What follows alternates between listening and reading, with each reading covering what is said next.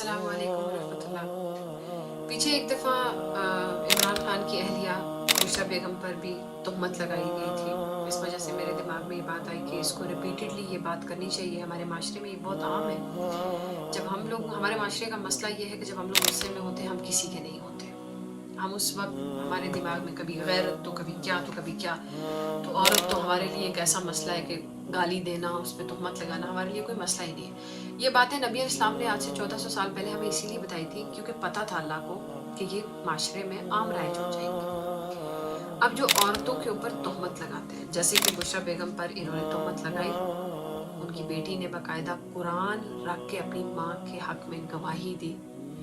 इसके बाद अगर कोई इंसान उनके बारे में बात भी करता है तो वह अपने आप को क्या बना रहा है, उसके हवाले से सूरह नूर की आयत नंबर 23, जो लोग तहमत लगाते हैं उन औरतों पर जो पाक दामन है और ऐसी बातों के करने से बिल्कुल बेखबर हैं और ईमान वालियां हैं, उन पर दुनिया और आखिरत की लानत की जाती है और उनको आखिरत में बड़ा अजाब होगा। लानत डायरेक्ट, अल्लाह की लानत, हमारी लानत, फरिश्तों की लानत, जमीन पर चलते फिरते मोमिनीन मोमिनात की लानत उस बंदे पर जो तहमत लगाता है। फिर बुखारी और मुस्लिम में हदीस है कि 7 हलाक करने वाली चीजों से बचो। हलाक करने का मतलब ये तुम्हारे अमाल, तुम्हारी जिंदगी, तुम्हारी पर्सनैलिटी, तुम्हारी आखिरत, सब कुछ हलाक करेंगे ये अमाल। अल्लाह के साथ शिर्क करना, ना हक किसी को कत्ल करना। I talk about it.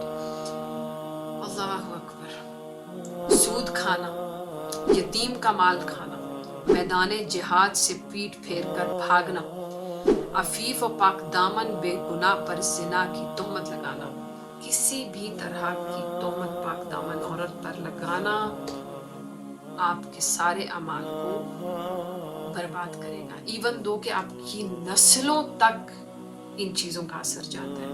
मैंने बताया कि जब आप किसी को कत्ल करते हैं, जब आप किसी पर तहमत लगाते हैं, जब आप किसी की ज़िंदगी बर्बाद करते हैं ना किसी भी अपनी एक्शन से, तो वो जो सफ़र करता है ना, रोता है, दुखी होता है, उसकी ज़िंदगी में जो जो मसले आते हैं वो आपकी 7 नस्लों तक आपका पीछा करते हैं। ये बात याद रखिएगा, आप जो भी करते हैं वो आपका पीछा करते हैं। सो ये बहुत आसान सी बात है समझने के लिए कि आप किसी औरत के बारे में बात करने से पहले बहुत सोचें।